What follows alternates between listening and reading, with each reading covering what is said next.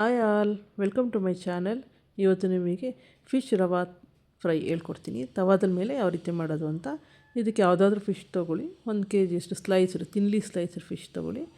ಅದಕ್ಕೆ ಸ್ವಲ್ಪ ಸಾಲ್ಟು ಮತ್ತು ಟರ್ಮರಿಕ್ ಪೌಡರು, ಆಮೇಲೆ ಪೆಪ್ಪರ್ ಪೌಡರು, ಆಮೇಲೆ ಜೀರಾ ಪೌಡರು ಹಾಕ್ಕೊಳ್ಳಿ.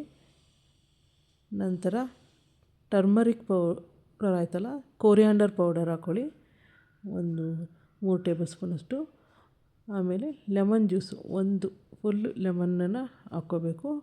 ಈ ಟೈಮಲ್ಲಿ ಲೆಮನ್ ಹಾಕೋದ್ರಿಂದ ಫಸ್ಟೇ ಹಾಕಬೇಕು, ಆಮೇಲೆ ಲಾಸ್ಟ್ಗೆ ಒಂದು ಸ್ವಲ್ಪ ಹಾಕಬೇಕಾಗತ್ತೆ. ಫಸ್ಟೇ ಹಾಕ್ಕೊಂಡ್ರೆ ನಿಮಗೆ ಚೆನ್ನಾಗದು ಹೀರ್ಕೊಂಡು ನಿಮಗೆ ಒಳ್ಳೆ ಸ್ವಾದ ಕೊಡುತ್ತೆ.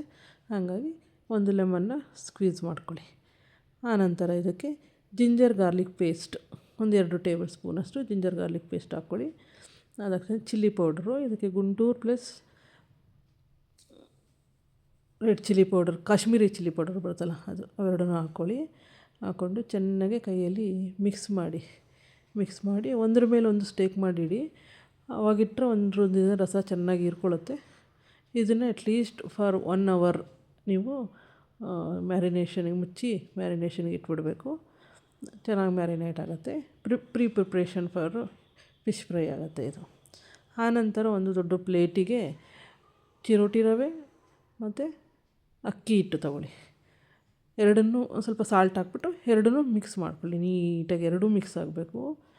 ನೀಟಾಗಿ ಮಿಕ್ಸ್ ಮಾಡ್ಕೊಳ್ಳಿ. ಒಂದು ಪ್ಲೇಟಲ್ಲಿ ದೊಡ್ಡ ಪ್ಲೇಟ್ ತೊಗೊಳ್ಳಿ, ಅದರಲ್ಲಿ ನೀಟಾಗಿ ಇದು ಮಿಕ್ಸ್ ಮಾಡಿ. ಈಗ ಒಂದೊಂದೇ ಸ್ಲೈಸನ್ನು ಹಾಕ್ಕೊಂಡು ಎರಡೂ ಕಡೆ ಮತ್ತು ಸೈಡ್ ಎಡ್ಜಸ್ಸು ಎಲ್ಲ ಕಡೆಯೂ ಇದನ್ನು ಚೆನ್ನಾಗಿ ಸ್ಮೇರ್ ಮಾಡ್ಕೊಳ್ಳಿ. ಎಲ್ಲದ ಕಡೆಯೂ ಅಂಟಬೇಕದು. ಆ ರೀತಿ ಸ್ಮೇರ್ ಮಾಡಿಕೊಂಡು ಈ ಥರ ಇರೋ ಸ್ಲೈಸ್ಗಳನ್ನೆಲ್ಲ ನೀವು ಚೆನ್ನಾಗಿ ಆ ಥರ ಸ್ಮೇರ್ ಮಾಡಿಕೊಂಡು ಒಂದು ಕಡೆ ಇಟ್ಕೊಳ್ಳಿ.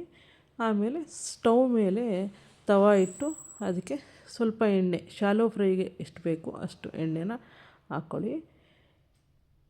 ಅದನ್ನು ಹೀಟಾಗಲಿ, ಸ್ವಲ್ಪ ಎಣ್ಣೆ ಹೀಟ್ ಆಗ್ತಿದ್ದಂಗೆ ಒಂದೊಂದೇ ಸ್ಲೈಸನ್ನು ಈ ಥರ ಹಾಕಿ.